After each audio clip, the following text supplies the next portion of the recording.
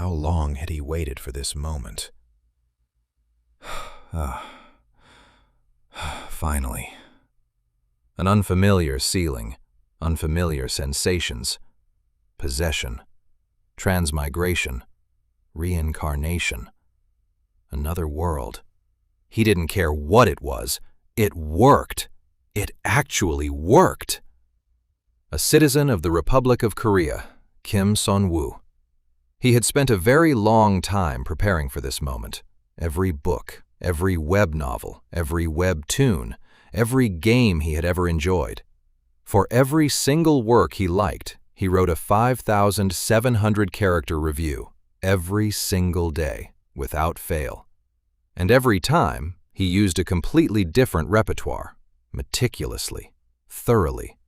He memorized everything, the story, the world building, every character relationship, and even the locations of hidden items and relics. Of course, many authors eventually quit writing because of him, and the fans exploded with rage. He was mocked and blocked across various communities, but in the end, he succeeded. At long last, he had transmigrated into another world. Let's see, I look about 4 or 5 years old. Maybe I'll check my stats. Status window. Nothing happened. So it's not a common regression story. Well, doesn't matter. Out of all the stories he'd reviewed, there were plenty that didn't even have status windows. Either way, time was on his side, and so was his knowledge of this world. Then, shall I start by making something that'll earn me a fortune? Age 04, Week 1 of Possession. Kim Seonwoo soon realized the name of the body he now inhabited. Ivan Petrovich. His parents were tenant farmers, and not only did they not know the name of the country, they were ignorant peasants who couldn't even read. Still, Kim Seonwoo had confidence. He had knowledge from another world, so he decided to put that knowledge to use. Calling it an innovation, he tried making soap, and failed spectacularly. Not only did he get spanked for playing around with lye, soap already existed in this world. His first attempt at becoming rich had failed miserably. Age 4, Week 6 of Possession. One day, while running an errand to buy eggs, Ivan noticed something. Newspapers. He stared at them. If they can print newspapers and distribute them all the way to a rural village like this, then this isn't even a medieval world, is it? His expression became serious. Where on earth am I? That day, most of the titles on his carefully prepared list, Possible Worlds I Transmigrated Into, were crossed off. Age 04, Week 8 of Possession. Kim Seonwoo finally learned the name of the country he was living in, and the name of its king. But the information only made things worse. He tore up the few remaining pages of his Possible Worlds I Transmigrated Into and threw them into the campfire. A country he'd never seen before, a monarch he'd never seen before, neighboring countries he'd never seen before. At that point, he stopped wondering which story he'd transmigrated into and started wondering, what genre was this world even supposed to be? Age 8, Year 4 of Possession. Quite suddenly, the Demon King descended. War erupted across the world. Ivan's father was drafted into the army forcibly and sent to the front. Before leaving, his father reassured them. "Do not worry. Stay here with Ivan. I will surely return." But he wouldn't. From that day onward, Kim Seonwoo's sense of self slowly began to blur. Kim Seonwoo? No. Ivan. That was the name everyone around him knew. And slowly, he began to live as Ivan. Age 10, Year 6 of Possession. Kim Seonwoo? No. Ivan now followed his mother. He learned how to work, and eventually became fairly skilled at communal labor. Life continued, day after day, year after year. Age 12, Year 8 of Possession.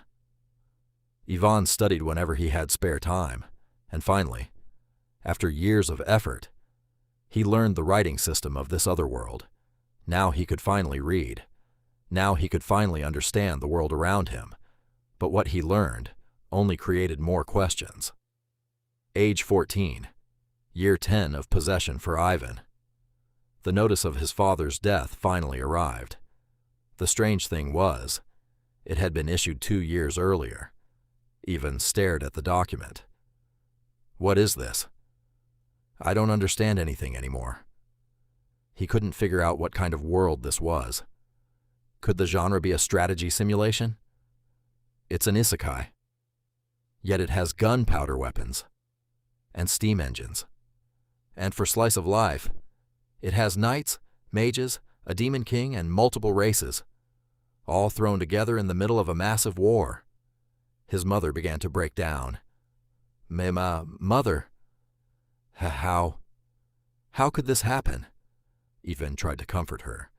Don't worry, Mother. But deep inside, he knew their lives had changed forever. The next day, Ivan made a decision. He decided to enlist. His annual salary was 15 Eastern coins. Every single coin would be sent directly to his mother. It wasn't out of filial devotion. It was pity. Pity for the woman who had devoted her entire life to raising him. And guilt for living inside the body of the only son she had left. So Ivan went to war.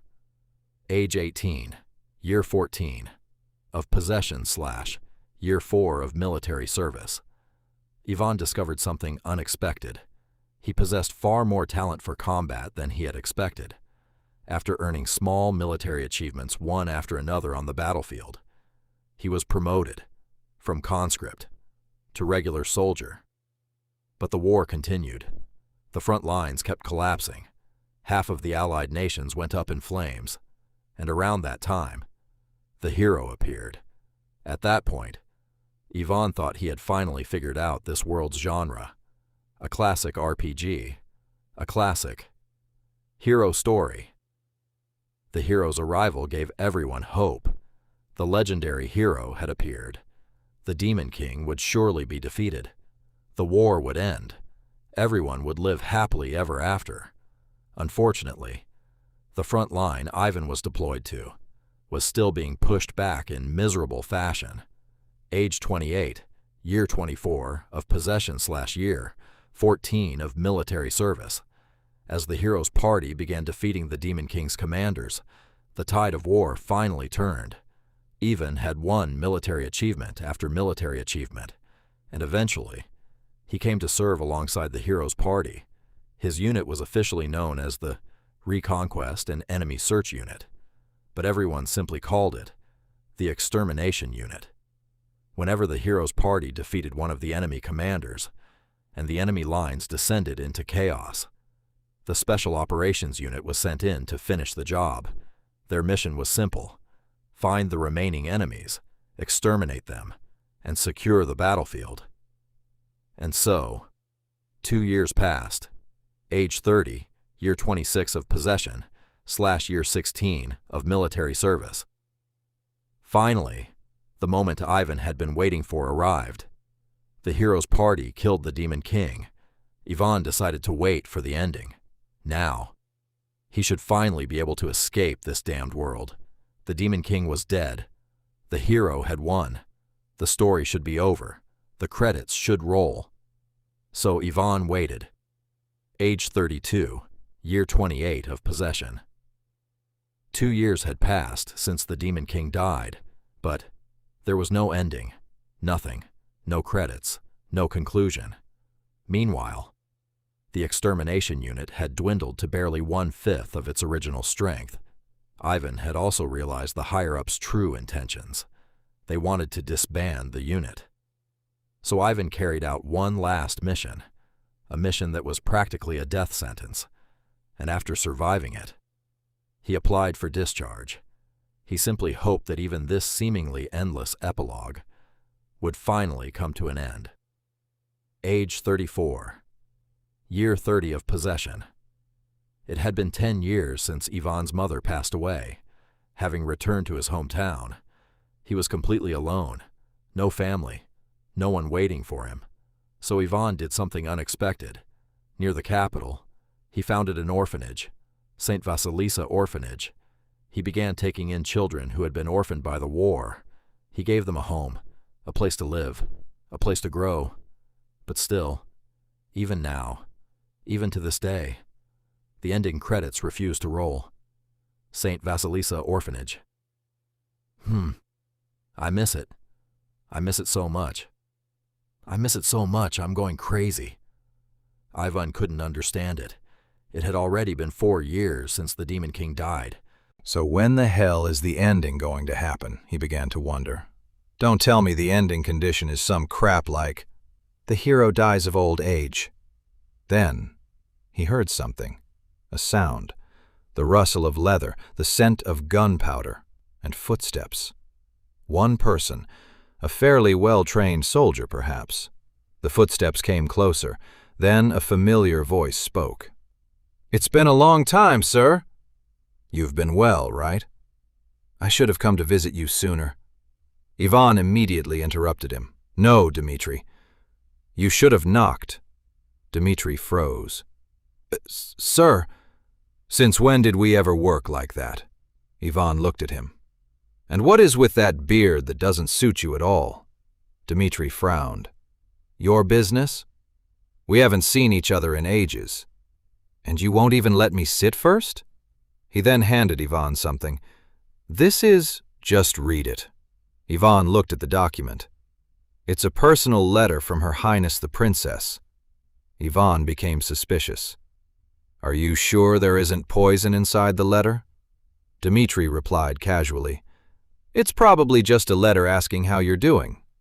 "Go on." "Open it." Ivan stared at the letter. "Asking how I'm doing?" There was no way, because the person who had sent it was Her Highness the Princess. Elizaveta Kirillovna Krasilov, the infamous, iron-blooded Lisa. Ivan knew her well enough. That iron-blooded Lisa would never send me a letter just to ask how I'm doing.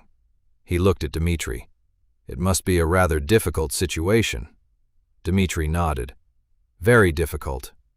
The military government kept demanding a withdrawal, while His Highness Crown Prince Alexander was trying to carve the country into 5 pieces and sell it off. And His Majesty, the Great King, still just sat there without saying a word. But right in the middle of all this, ta-da, something new had appeared. The Allied Kingdom's most prestigious academy, founded during the war as an international university. St. Jansk University. Ivan listened carefully, and then Dmitri revealed who had arrived there this year, as new students and faculty. First, Isabel, the daughter of the hero, Maximilian. Then, Oscar, the son of the knight, Gilles Vert. Next, Elpihera, the daughter of the mage, Beolgrin. Then, Esidisi, the daughter of the berserker, Einar. And finally, Lucia, the disciple of Enrique, the legendary thief.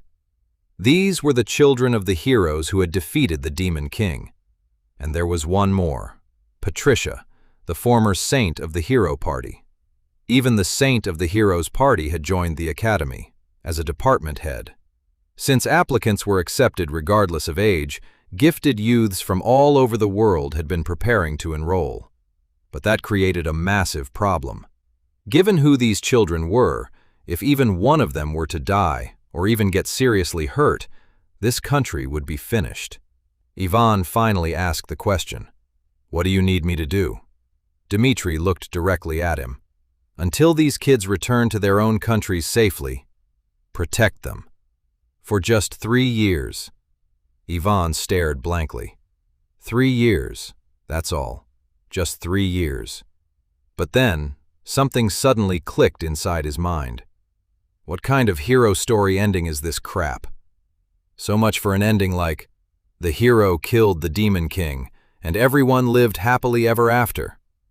Instead, international affairs were a mess, domestic politics were ominous, and on top of that, an academy had suddenly appeared. Ivan froze. Wait a minute.